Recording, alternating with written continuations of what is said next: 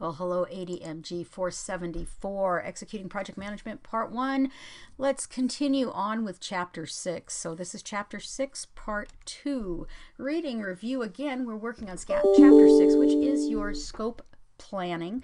And the corresponding chapter in the PMBOK, of course, is Chapter 5, Project Scope Management. Now, one of the things that we saw in the chapter was a lot of different ways that you can do a work breakdown structure and a lot of different ways you can organize them.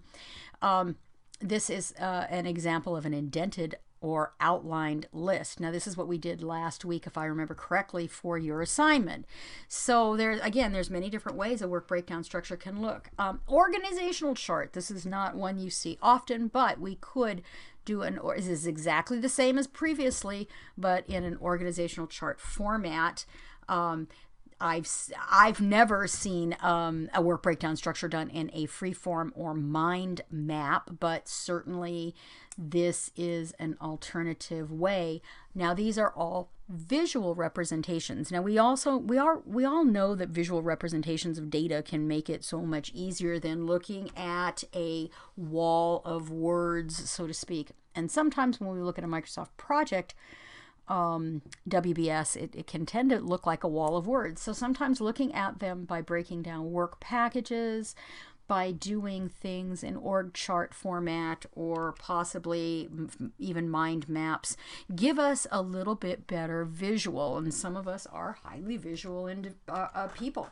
What we will be using, and what most people use when they're talking about putting together a work breakdown structure, we use Microsoft Project, or we use some other automated tool for the task. And one of the reasons that we like to use an automated work breakdown structure tool is because we are able to manage three main components. The first is the scope of work.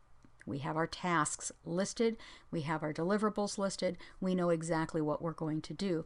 We can manage our schedule because we know the duration of each task because we put it in here. And then we can manage our costs because we create resources. We assign costs to those resources, and then we assign the resources to the tasks. So Microsoft Project or another automated work breakdown structure management tool, something like Microsoft Project, and there are others. Project is not the only one. It just happens to be probably one of the more popular choices out there. So tools like Microsoft Project will allow us to do what? They allow us to manage and maintain the triple constraint: scope, schedule, and budget, all in one place.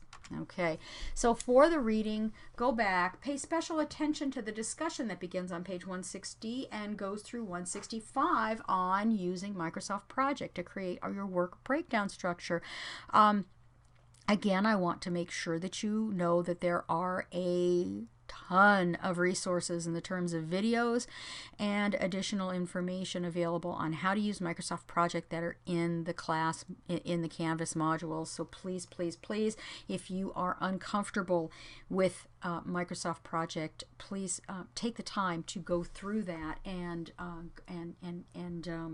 become familiar, because you are going to need to start using Microsoft Project. Okay, so there's a ton of information there that's available for you.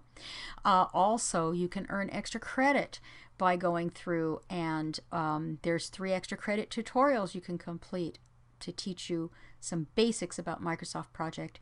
The back of the textbook, the pages in the textbook, back of chapter 6, 160 through 165, are also some information on how to use Microsoft Project. So there's a ton of resources out there that are meant to help get you up to speed, because guess what? This week we are using it. We are working it. So don't hesitate to ask if you have any questions, and I hope you guys all have an awesome week.